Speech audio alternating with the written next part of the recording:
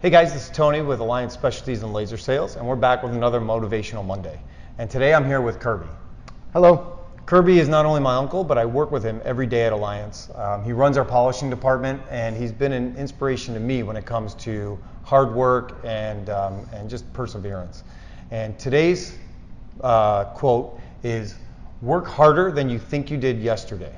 What does that mean to you? To me, it means to always keep pushing yourself and don't give up. If you think you can't do something, you know deep in yourself that you can. So when you think that you can't do something, you have to believe in yourself and know that you can.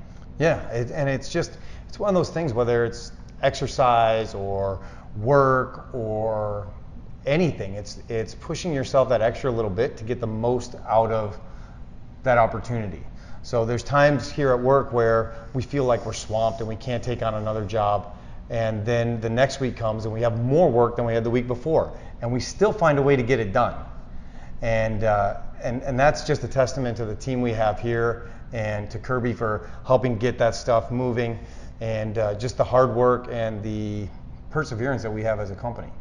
So at the end of the day, work harder than you think you did yesterday.